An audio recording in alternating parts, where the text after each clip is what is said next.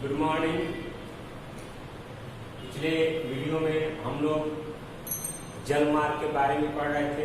इकाई 4 का आप लोगों का संचार परिवहन चैप्टर का अगला टॉपिक है आप लोगों को संचार। बच्चों, संचार के बारे में आजकल हम सबसे अधिक जानते हैं, सबसे अधिक महत्व है हमारे जीवन में संचार का। क्योंकि हम जानते हैं आजकल हमारे मोबाइल हमारे जीवन का एक अभिन्न अंग बन चुका है। मोबाइल के बिना जीवन चलना संभव नहीं हो रहा है। वो एक संचार का सबसे तेज माध्यम है। संचार आज से पहले भी संचार के अन्य तरीकों का माध्यम अपनाया था। बहुत पहले प्राचीन जमाने में बहुत तेज दौड़ने वाले लोगों से संचार या सूचना कोई हो या कोई संदेश हो पहुंचाया जाता था। या उसके बाद हम जानते हैं कबूतरों से भी, एक्सपर्ट जो कबूतर होते थे उनके द्वारा भी हम पहुंचाते थे संदेश एक दूसरे। लेकिन ये सार्वजनिक नहीं था, ये सबके लिए संभव नहीं था। और एक बड़े समूह में अगर किसी संदेश को देना होता था तो उसमें परेशानी होती थी। वो उस तरह का सुविधाजनक वो नहीं था। पहले आप लोगों ने टीवी वगैरह में देखा होगा, पहले बहुत पहले ढोल बजाकर, ड्रम बजाकर, ताली बजाकर लोगों को संदेश दिया जाता था। लेकिन आजकल संदेश संचार के माध्यम में धीरे धीरे सुधार होता चला गया। और आज हम इस स्थिति में आ गए हैं कि मिनटों या सेकेंड के छोटे भाग में भी हम एक देश से दूसरे देश, एक लोगों से दूसरे लोगों, देश के किसी भी कोने में हो, हम उस तक संदेश पहुंचा सकते हैं। संचार के बहुत से साधन है हमारे यहाँ, रेडियो, टेलीविजन, डाक सेवा, टेलीग्राम, ईमेल, फैक्स, ये सारे आप लोगों को है जो संचार के माध्यम कहे जाते थे। आप संचार के माध्यम में धीरे धीरे सुधार होता चला गया। भारत में सबसे पहले संचार 1837 में डाक सेवा प्रारंभ की गई थी। सबसे पहले 1837 में सबसे पहले डाक सेवा प्रारंभ की गई थी। हमारे यहाँ जानते हैं पहले डाक सेवा जो है वो आपको चिट्ठी या और भी कई तरह के जिसमें तार होता था, जिसमें कोई सूचना कर देना होता था, उस तरह की व्यवस्था की। आज भी डाक सेवा जो है वो हमारी बहुत ही आवश्यक सेवाओं में माना जाता है। आवश्यक जो भी सेवाएं हैं देश की, उनमें डाक सेवा भी एक आता है जो किसी को संदेश पहुंचाना या कोई भी कागजी जो काम है, एक विभाग से दूसरे विभाग में कोई कागज देना हो तो डाक सेवा के माध्यम से जा रहा है। तो सबसे पहले 1837 में डाक सेवा प्रारंभ की गई। लेकिन 1854 में इसको भारतीय डाक सेवा के नाम से जाना गया। पहले ये आपको ईस्ट इंडिया कंपनी की देन है। 1837 में डाक सेवा की स्थापना की गई भारत में, और 1854 में इसे भारतीय डाक सेवा के नाम से जाना जाने लगा। आपने देखा होगा, आप कई जगह अपने पता लिखते हैं, जो एड्रेस लिखते हैं उसमें पिन कोड लिखा रहता है। तो पिन कोड वो आपको डाक सेवा का होता है। यानी पूरे भारत को 8 जोन में बांटा गया है डाक सेवा को। पूरे भारत को 8 डाक सेवा जोन में बांटा गया। एक उसमें बिहार जो है वो आपको 8वें जोन में आता है, 8वें जोन में आता है। तो कोई भी पिन कोड आपने देखा होगा, हर पिन कोड 6 डिजिट का ही होता है, 6 अंक का ही पिन कोड होता है। उसका भी अपना महत्व है। क्यों? क्योंकि इसका जो पहला अंक होता है वो जोन का होता है, और जो उसके अगले 2 अंक होते हैं वो उप जोन के लिए होते हैं, और बाकी जो 3 के अंक होते हैं, अंक वाले 3 अंक, वो आपको डाक घर के कोड होते हैं, केंद्र के कोड होते हैं, और उनसे वो जाते हैं।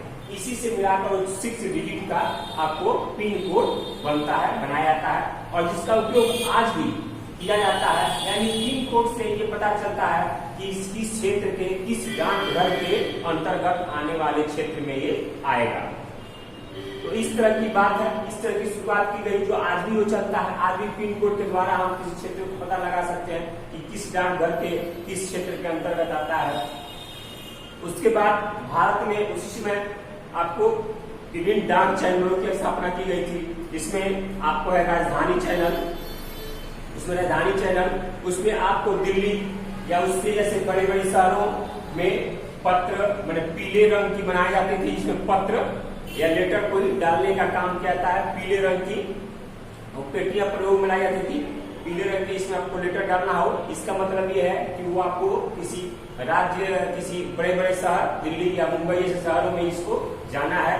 उसके बाद मेट्रो चैनल, जैसे बेंगलुरु, कोलकाता, हैदराबाद, दिल्ली जाने के लिए ये आपको डाक सेवा, यानी कुछ शहरों में हैदराबाद, दिल्ली, मुंबई, कोलकाता, इन क्षेत्रों में आपको जो बड़े बड़े महानगर हैं, उन क्षेत्रों में जाने के लिए इस तरह की आपको पेटी बनाई गई थी, जिसमें पत्र लोग डालते थे। उसके बाद ग्रीन चैनल, स्थानीय पिन कोड अंकित डाक को हरे रंग वाली पत्र पेटी में डाला जाता था। यानी हरे रंग की पेटी होती थी, उसको आपको पिन कोड के आधार पर उसको डाला जाता था, जिससे वो पिन कोड से वो आपको दिखाया जाता था ये किस क्षेत्र की आपको लेटर है, किस क्षेत्र में इसको जाना है। उसके बाद दस्तावेज चैनल, ये समाचार पत्रों या विभिन्न पत्रिकाओं को भेजने के लिए, दस्तावेज चैनल समाचार पत्रों या विभिन्न पत्रिकाओं को भेजने के लिए इस तरह का चैनल का डाक सेवा में उपयोग किया जाता था। उसके बाद भारी चैनल, इसमें बड़े बड़े आपको दस्तावेज जो थे या व्यापारिक संगठन जो थे, उन लोगों का सामान पहुंचाने के लिए, डाक से पहुंचाने के लिए इस तरह के चैनलों का आपको उपयोग किया जाता था। फिर हो गया व्यापार चैनल या डाक सेवा, छोटे व्यापारिक संगठनों के लेटरों को या दस्तावेजों को या पत्रों को ले जाने के लिए इस तरह की व्यवस्था आपको डाक सेवा में की गई थी, जिसे भारी चैनल के नाम से जानते हैं। डाक विभाग द्वारा पत्र पत्रिकाओं और भी बहुत सारी चीजों का आदान प्रदान डाक सेवाओं द्वारा किया जाता था।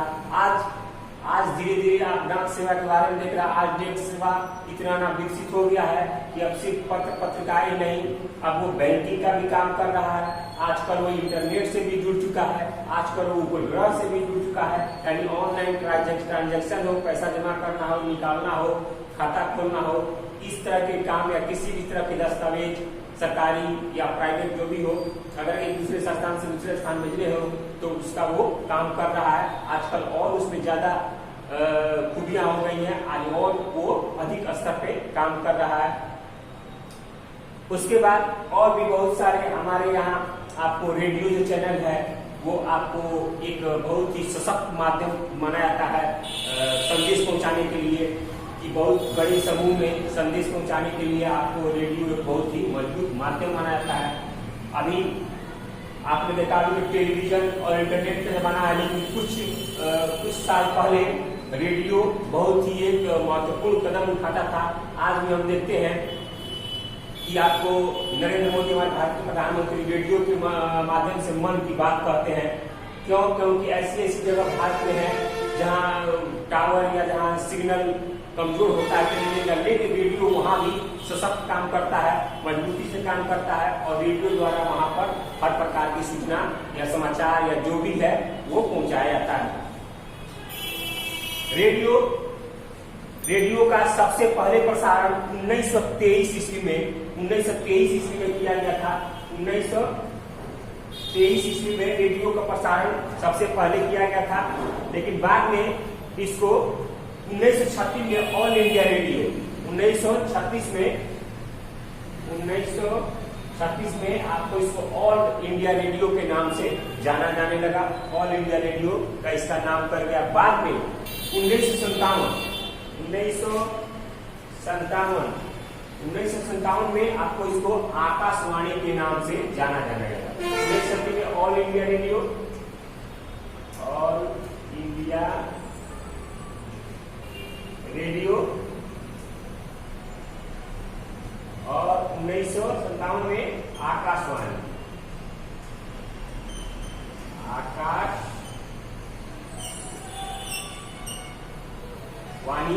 के नाम से आप लोग जानते हैं, आकाशवाणी के नाम से ही जाना जाता है और ये सशक्त माध्यम आपको माना जाता है किसी भी संचार को एक स्थान से दूसरे स्थान पहुंचाने के लिए।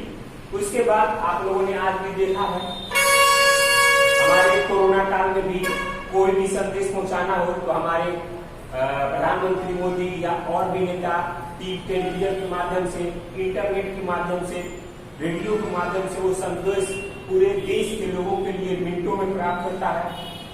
तो आज संचार की जो स्थिति है वो बहुत ही फास्ट हो गई है और भारत जो है संचार के सभी साधनों और सभी उपलब्ध चीजों पर आत्मनिर्भर है। वो अपने आप पर आत्मनिर्भर है और संचार की यहाँ पर सबसे अधिक उपयोग की जाती है। उसके बाद भी आप व्यापारिक संगठनों के लिए, बिजनेस व्यापार के लिए, व्यवसायिक संगठनों के लिए या हर एक तरह के लोगों के लिए आज आप देख रहे हैं संचार कितना महत्वपूर्ण उपयोगी साबित हो रहा है। किसी भी व्यापारिक संगठनों के लिए बिजनेस का काम हो, वो आपको मोबाइल से, फैक्स से, टेलीफोन से आपको वो हो रहा है काम, बिजनेस हो रहा है, व्यापार हो रहा है। सबसे अधिक फैक्स मशीन से आप लिखित रूप में, फैक्स मशीन से आप लिखित रूप में वहां से फैक्स कर सकते हैं और यहाँ पर लिखित रूप में वो आदेश आ जाता है, वो सूचना आ जाती है, वो सारे जो भी नियम है वो आपको वहां पर आ जाते हैं। इससे भारत का विकास बहुत ही तेजी से हुआ है। संचार के माध्यम से भारत या किसी भी देश का विकास बहुत तेज हो रहा है। आज हम देखिए, पहले मोबाइल था, पहले सिर्फ बात करने के लिए था, आज हम वीडियो कॉलिंग या अन्य तरह के सारे मैसेजेस या अन्य तरह के सारे चीज इस पर डाल सकते हैं, डाउनलोड भी कर सकते हैं। किसी तरह का संचार हो, किसी तरह का संदेश हो, किसी तरह का आपको सूचना हो, हम उसके माध्यम से लोगों को बता सकते हैं। आज जैसे देखिए, इसी के माध्यम से कोरोना काल में सारे स्कूल कॉलेज बंद हैं, फिर भी ऑनलाइन के माध्यम से सारी पढ़ाइयाँ हो रही हैं, सारे बच्चों की पढ़ाइयाँ हो रही हैं। तो ये एक सशक्त माध्यम है।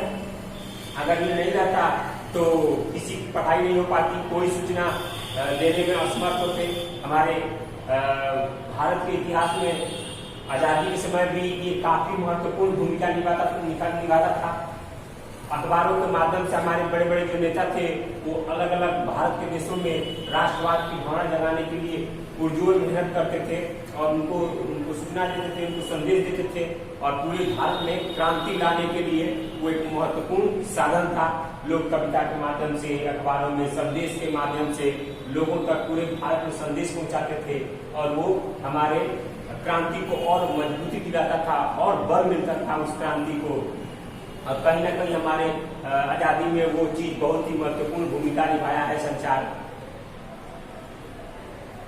हमारे इसके आगे भी हमारे भारतीय धर्म ग्रंथों में भी इसके बारे में संचार के माध्यम में मिलता है। जैसे तीर से संचार भेज दिया जाता था, लिख के कैसे लिख के और कागज के कपड़े पे, और किसी आदमी से संचार हो दूसरे राज्य में भेजा जाता था, फिर वहां से संदेश भेजा जाता था। यानी इसका माध्यम शुरू से ही हमारे प्राचीन काल से ही चली आ रही है और वो एक वो काल था और एक काल है, एक आज का समय है कि हमारे विकास में संचार बहुत ही महत्वपूर्ण भूमिका निभाता है।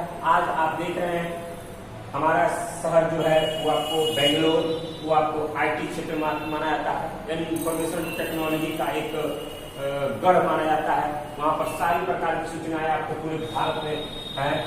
उसमें आपको इस माध्यम से भारत के लोगों को, यानी ये विश्व के लोगों को कहे, आपको रोजगार भी सबसे अधिक प्राप्त हुआ है। तो ये आपको हर तरीके से लाभप्रद है और हर तरीके से ये आपको विकास में सहायक है। तो संचार के बारे में हम लोगों ने इतना जाना। संचार के बहुत से माध्यम भी हैं, आप लोग जानते हैं, रेडियो हो गया, टीवी हो गया, मोबाइल हो गया, इंटरनेट हो गया, ईमेल हो गया, फैक्स हो गया, डाक विभाग हो गया, डाक सेवा हो गया, ये सारे आपको संचार के माध्यम है, सूचना के माध्यम है। और किसी भी देश की विकास सूचना के छोड़कर नहीं की जा सकती है। उसका देश का विकास कहीं ना कहीं कुछ ना कुछ उसका आपको संचार के माध्यम से संभव है या आपको निर्भर है उस पर। तो इस वीडियो में आपको बस यही टॉपिक है। इस टॉपिक से आपको कोई अगर प्रश्न लिखना हो, प्रश्न उत्तर में कोई प्रश्न हो तो आप मेरा वीडियो देख के लिख सकते हैं, किताब का सहारा लेके आप लोग लिख सकते हैं। क्योंकि ये बहुत ही इंपोर्टेंट क्वेश्चन है, ऑब्जेक्टिव टाइप क्वेश्चन ये आ सकते हैं, आप लोग इसको ऑब्जेक्टिव टाइप में लिख सकते हैं। किताब में देखिएगा सारा दिया हुआ है। अगले वीडियो में हम अंतरराष्ट्रीय व्यापार के बारे में पढ़ेंगे और ये जब चैप्टर आप लोगों का पूरा खत्म होगा तब हम आपको हिस्ट्री की तरफ हम लोग बढ़ेंगे। आज के लिए इतना ही। संचार बहुत इंपोर्टेंट टॉपिक था, आप लोगों ने इसे जाना समझा। इसके बारे में कोई क्वेश्चन हो तो आप लोग मेरे वीडियो देख के इसको लिख सकते हैं और समझ सकते हैं, अपना नोटबुक में लिख सकते हैं और पढ़ सकते हैं। आज के लिए इतना ही, धन्यवाद।